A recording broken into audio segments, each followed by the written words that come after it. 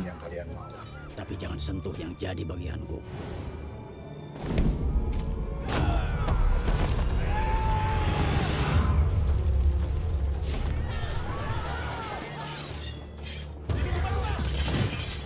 Yang akan kau hadapi itu bukan lawan sembarangan.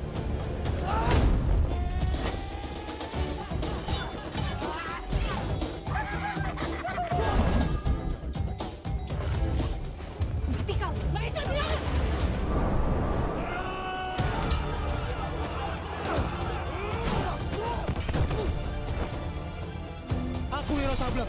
Guruku Sinto Gedang mengutusku untuk membawamu kembali ke Gunung Gede.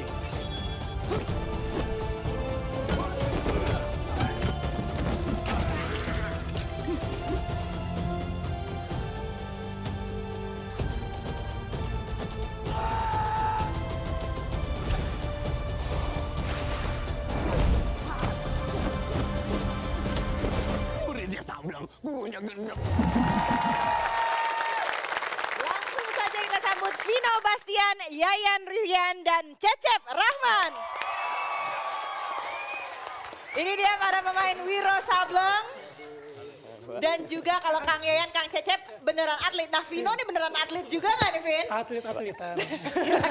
Silakan dulu Kang Yayan. Terima kasih sudah datang ke Q&A Kang Cecep. Silakan.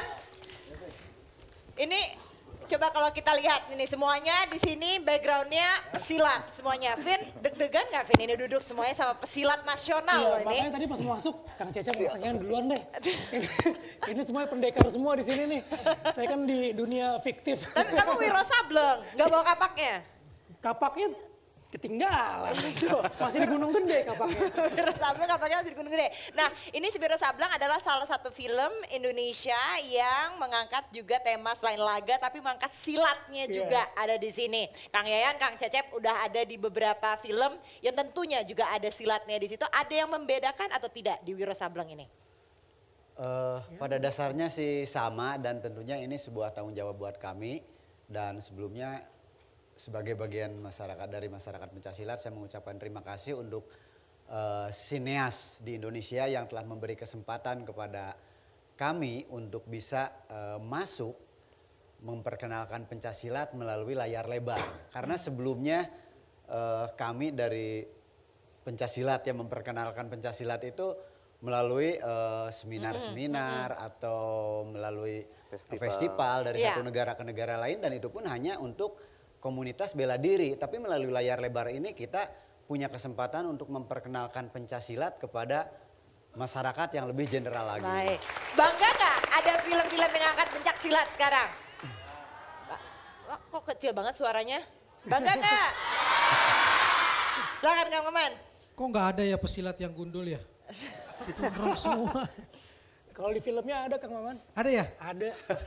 2013 saya sudah ngobrol dengan Vino bahwa dia berambisi betul untuk mewujudkan komik ayahnya Tito Bastian menjadi film layar lebar. Saya sampai sudah lupa hampir 5 tahun dan ternyata akhirnya terwujud juga. Iya. Sebegitu panjangkah harus persiapan itu untuk kemudian diwujudkan dalam film? Jadi gini Kang, sebenarnya dulu saya teringat pesan ayah saya bahwa ketika Wiro Sableng ini mau diangkat lagi ke layar lebar ataupun diadaptasi ke manapun gitu, sinetron atau ke layar lebar, maunya dikembalikan lagi ke bukunya. Jadi dibalikan ke akarnya gitu. Jadi karakter-karakternya semuanya dikembalikan ke bukunya. Nah untuk mencari production house yang punya satu visi, yang punya satu misi itu memang gak segampang itu gitu. Dan akhirnya pada tahun 2015 saya bertemu dengan Sila Timothy. Dia mau membuat Wiro Sableng ini dan mau mengangkat Wiro Sableng ini ke level yang lebih tinggi lagi gitu. Lebih luas lagi. Dan yang terpenting buat saya adalah bukan cuman memperkenalkan Wiro Sablengnya tapi kita juga harus mengangkat silatnya itu sendiri. Nah kebanyakan kan film silat yang sudah pernah ada di Indonesia itu punya rate di atas 17 tahun gitu. Nah kita juga pengen ada tontonan buat anak-anak generasi penerus kita yang bisa punya tayangan, punya film action silat tapi ramah untuk anak-anak gitu. Terutama bisa nonton bareng keluarga. Makanya Wiro Sableng ini rate-nya 13 tahun Kang. Dan akhirnya terwujud. Kalau di dunia internasional di film-film itu kita cuman kenal kungfu, kemudian karate dan sebagainya. Nah sebetulnya seperti apa sih, kenapa kok tiba-tiba dari orang-orang sinias internasional itu tertarik gitu loh. Tertarik dengan kenapa kok menarik orang Indonesia khususnya pesilat itu untuk ikut di dalam mereka, di dalam kegiatan perfilman mereka gitu. Karena buat saya ini adalah satu hal yang cukup aneh juga gitu loh. Hebatnya silat di mana sih? Apa ya silat itu lebih hebat dari karate? Dari bela diri lain dari bela lah ya. diri lain gitu. Tiba-tiba bisa masuk the raid misalnya dan sebagainya. Kira-kira seperti itu pertanyaan saya. Coba, Kang Cecep? Sebenarnya kalau kita lihat ke belakang gitu Pak, silat itu sebenarnya sudah berkembang ke luar negeri dari dulu. Karena kalau kita lihat sejarah, orang Indo dulu banyak dari Indonesia yang harus pindah ke Belanda. Banyak dari mereka itu sebenarnya guru-guru silat. Dari sana juga ada yang pindah ke Amerika, akhirnya silat dikenal di sana. Nah pas ada film The Raid, mereka tergugah ternyata silat itu tidak hanya harus disembunyikan, tapi juga harus dikembangkan dan dikasih lihat ke orang. Segimana uniknya dan segimana berkembangnya silat bisa diadaptasikan atau diaplikasikan ke berbagai bentuk pertunjukan. Baik pertunjukan secara berbentuk festival atau pertandingan ataupun dalam bentuk entertainment. Nah yang memang yang merintis orang jadi melihat silat bagaimana bisa dikemas jadi sangat baik yaitu di film The Raid tersebut. Itu jadi tolak ukur buat bahkan banyak film-film yang di luar kayaknya yang menjadikan The Raid sebagai tolak ukur bahwa bela diri itu harus dikasih lihat seperti itu. Ya. Kang bayarannya bagus nggak Kang? Banget. Relatif, tapi jauh lebih bagus silat memiliki kesempatan untuk lebih berkembangkan. Baik. Dan yang menarik ternyata setiap silat yang kita lihat kayak di film Merantau, kemudian di Wiro Sableng itu sebenarnya beda-beda jenisnya ya. Dari berbagai daerah, dari Jawa Barat atau dari mana ternyata beda-beda ya. Coba kita lihat, ini ada beragam silat yang ada di Indonesia.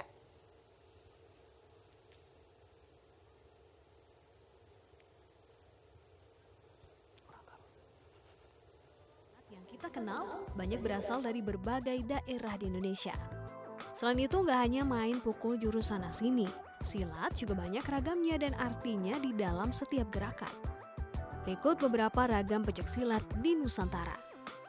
Yang pertama adalah Silek Harimau Minangkabau, sebuah silat klasik dengan gerakan yang sangat indah dan eksekusi yang cepat, asal Minangkabau, Sumatera Utara. Kedua, silat Cimande adalah aliran Mainpo, pencak silat Sunda, yang merupakan aliran pencak silat yang tergolong tua, besar, terkenal, dan memiliki pengaruh pada aliran lainnya di Pulau Jawa. Cimande memiliki 5 aspek, yaitu aspek olahraga, seni budaya, tradisi, bela diri, spiritual, dan pengobatan. Ketiga, Bakti Negara adalah aliran dan perubahan pencak silat Bali yang dibawa oleh I Gusti Ngurah Rai yang berpedoman pada ajaran Hindu Dharma masyarakat Bali. Yang keempat adalah silat Nampon, silat yang berpusat di dada sehingga gerak di tangan serasa kosong. Berorientasi pada kesamaan gerak dari seluruh organ anggota tubuh, tangan, kaki, dan dada. Yang kelima, Merpati Putih, merupakan pencak silat yang berkembang dari tradisi Jawa dan dikenal dengan bela diri tangan kosong atau betako. Yang keenam adalah silat Tunggal Hati Seminari, organisasi pencak silat bernafaskan agama Katolik yang dijadikan sarana untuk aksi panggilan, sebuah kegiatan untuk mempromosikan seminari kepada kaum muda. Yang ketujuh, pencak silat Siwah, aliran silat asli yang berasal dari daerah Aceh yang memadukan 4 aliran asli Aceh, yaitu dari Peureulak dan Aceh Besar. Yang terakhir, pencak silat Madu Bunga Mayang. Perguruan ini lebih menunjang akidah agama dan mementingkan jurus yang membuatnya lebih mematikan dan berasal dari Lampung. Banyak sekali ternyata. Jadi kalau yang digunakan, kalau misalnya untuk seperti di Asian Games itu tuh jenisnya apa? Apakah sudah ada pakemnya gitu, satu yang digunakan? Iya, sudah ada aturannya. Jadi kita kalau di internasional itu ada persilat. Jadi persilat itu juga sudah membuatkan suatu aturan. Jadi pertandingan itu ada 2 kategori ya, kategori prestasi di kategori tanding dan kategori TGR, tunggal ganda regu. Seperti di seninya seperti. Jadi ada dua kategori. Oke. Dan kalau yang dipakai di Wiro Sableng? Di sini mungkin kita ambil dari beberapa aliran, tapi kami tidak bisa menampilkan bahwa oh ini dari perguruan ini, tapi kami ingin memperkenalkan inilah silat Wiro Sableng, karena Wiro Sableng sendiri adalah sebuah film yang tampil sebagai sebuah yang Indonesia banget. Baik, oke. Jadi di sini dari budaya, alamnya, dan juga bela dirinya. Baik, oke. Kita akan bahas lagi bersama narasumber kita setelah jeda berikut ini. Tahan dulu Kang, tahan sesaat lagi.